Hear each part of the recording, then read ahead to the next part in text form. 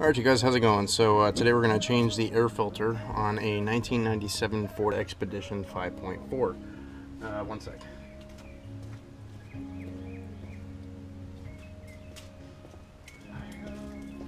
Sorry, there's a little stain here that was driving me crazy.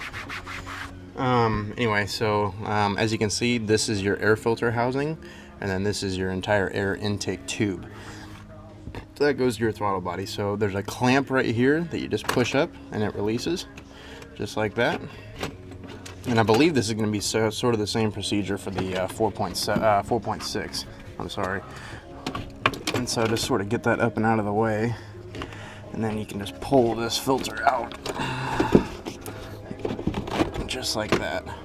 And you can see just how dirty this one is. But the good news is this is a Motorcraft, so that makes me happy to see. And so we're going to be doing a few things as well as changing the air filter. We're also going to be cleaning, well, not a few things, one extra step. We're going to also be cleaning the mass airflow sensor today as well. So your mass airflow sensor on this vehicle is right here.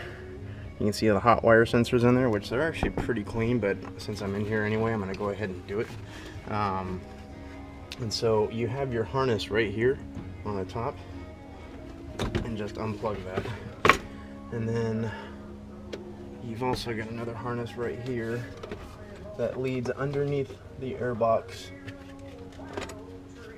and there's a connector right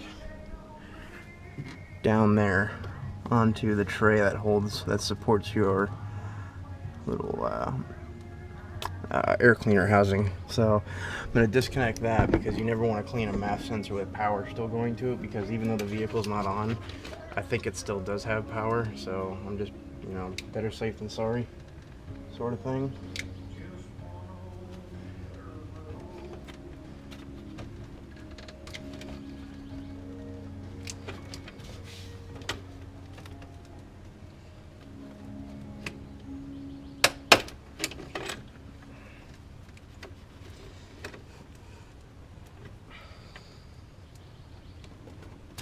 There we go.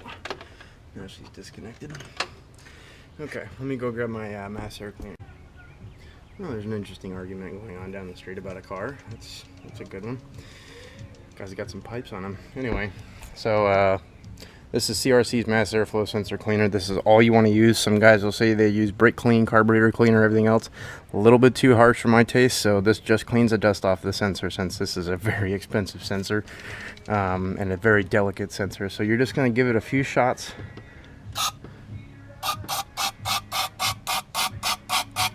Right on the sensor, on the hot wire, just to clean it. And then I'm going to clean all around here as well. And when you start this thing up, it may burp and chug a little bit because of the extra vapors, but it's fine.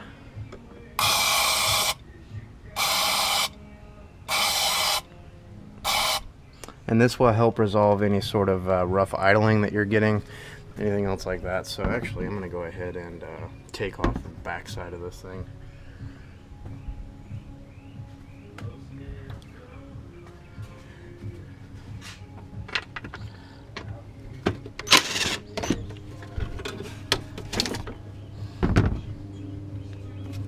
Clean the back side here just to be on the safe side of things.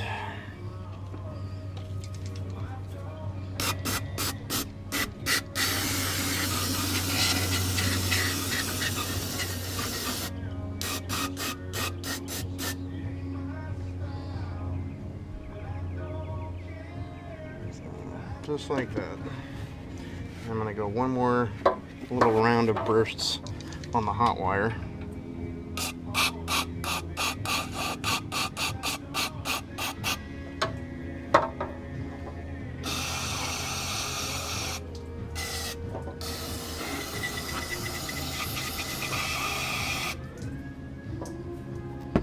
Alright. And you can just see how clean it is in there now. I mean, it's just spotless inside of there. So I'm going to let this thing sort of sit out in the ambient air. And next what I'm going to do is I'm just going to wipe down the entire housing here for the air cleaner housing. Get this out of the way. just gonna clean all this out.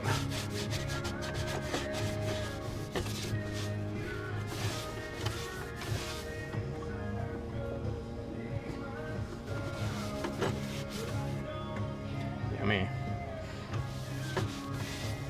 So, and I get questions all the time asking me what my opinion is, and should I do an installation video on a K&N cold air intake, which I've said it before and I'm going to say it again. I hate K&N cold. I just hate cold air intakes, period, not just K&N. And the reason why is because look at where this engine's already getting its air.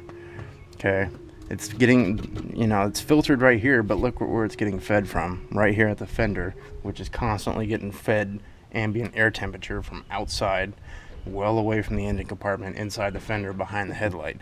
So it's already getting that. And so my opinion on that is if you put a filter right here inside this really hot engine compartment, I don't like it. And plus, I don't like the oilable filters, because you're sucking in oil particulates, which can screw up your mass airflow sensor, and you have to clean it more often. And then also the filters sometimes just don't seat properly, and then you can have a bypass of air and dust your engine literally. So yeah, I stick with the stock stuff, because in my opinion it runs just fine with the stock stuff, and that's exactly what we were taught when we went to school for auto tech training, was just do the stock. That's what it was designed to run on. Just keep it that way. So I'm gonna get the new air filter.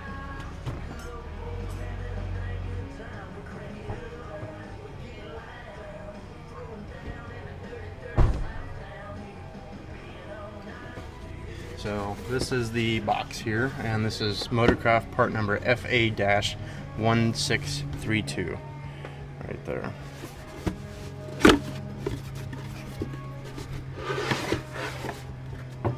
And you can see this is a Motorcraft, and it's looking beautiful as ever. And where is it? Right there, you can see Motorcraft, all that stuff. And so the other reason why I like using Motorcraft, or just anything from the factory, is because they have to warranty this stuff. Not saying that this car is still under warranty by any means, but the fact is, when they made this part, they had to make it to where if the part failed, it was Ford's fault, or Mercedes, or GM, or whoever the air filter is made by.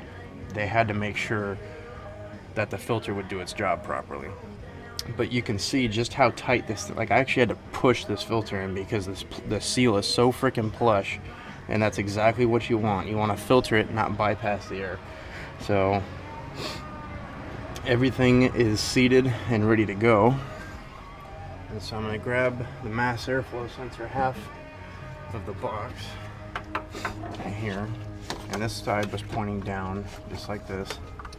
Okay, I put this side back in there, and before I connect everything up, I'm going to reconnect our connector down here.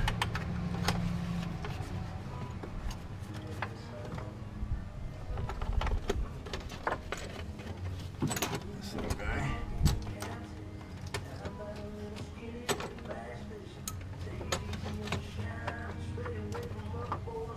Okay, so that's connected, and that's connected. And then there's going to be a little notch right here that you want to line up with.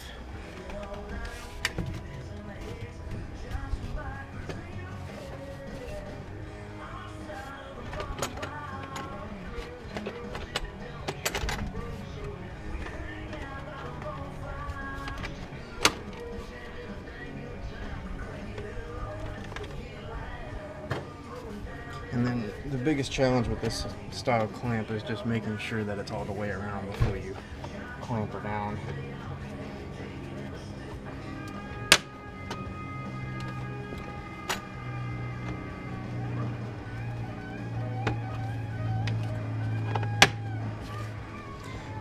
I mean, this thing is a freaking challenge to get these two pieces to go together, because that seal is so flush.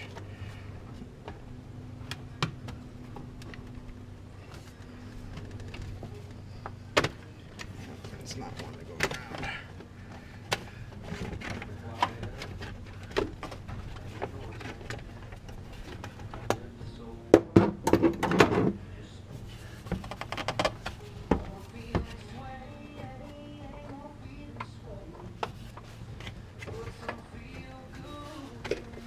That's how tight of a seal this thing should have.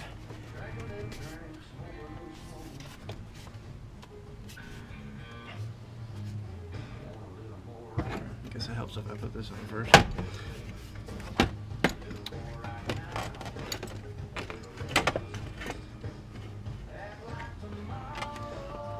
Oh, that's what that pin's for. Okay, so there's a pin on the bottom of the air cleaner housing on the mass airflow sensor side that actually holds this entire ring onto the housing. That's a handy little touch. Maybe that's why it wasn't lining up.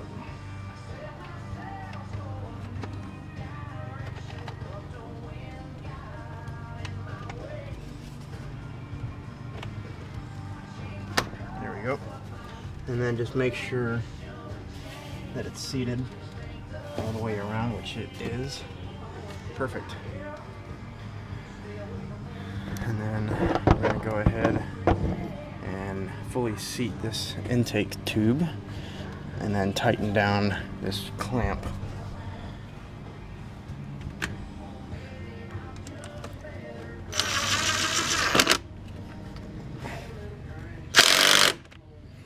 Nice and tight, just like that. So now this thing's gonna be able to breathe really good. So let's go ahead. We'll start her up, see how she runs, everything else, and idles more importantly, and then we'll that'll be it. All right, so we're inside the vehicle now. I just started it up. It kind of laid on its face for about a quarter of a second, and then it finally picked back up, and that was just those extra vapors I was talking about that would be expected after spraying that intake cleaner, or the mass airflow sensor cleaner, into the intake. But it's running fine and smooth right now. I can barely feel this thing running. But anyway, so I'm gonna let this thing idle for a little bit and just relearn the mass airflow sensor, the new readings, because it might have been off a little bit by some dirt and debris on it. So I'm just going to let this thing idle for a little bit, and yeah, so that's how to change the air filter on a 5.4 and 4.6 liter Triton V8 on a Ford Expedition with the right filter that the engine should have. And yeah, so thanks for watching, guys. Put the part number up there in the video so that you guys can pick that filter up for your vehicle. If not, you can always just cross-reference and call your local auto parts store or go to Rock Auto or wherever. But if you have a Ford, whatever vehicle you drive, if it's a Ford, if it's a Dodge, if it's a Chevy, Mercedes, whatever, I would just highly encourage that you stick with the factory and not go with a K&N, because over the long term, I think that they're going to have really bad side effects for your engine. You know, you may see some extra horsepower and fuel economy, yada yada yada, like they always promise, and that the filter is good for the life of the engine, but it could be the reason why your engine dies prematurely. So it's always just safer just to go ahead and spend the money every couple of years, because honestly these filters are good for 60,000 miles, and as long as you're not in dusty conditions all the time. And you know, the filter was like 15 bucks. And when I bought my old K&N for that, the drop-in, that was almost 70 bucks, you know, so it's like, yeah, I can probably buy about, you know, 3 or 4 of those Motorcraft filters for one of those K&Ns, you know. So anyway, I'm going to quit rambling about air filters now, so, and I'll let you guys go, and I'm just going to let this thing sit here and idle, and she's sounding pretty freaking happy right now. So take care, guys. Thanks for watching.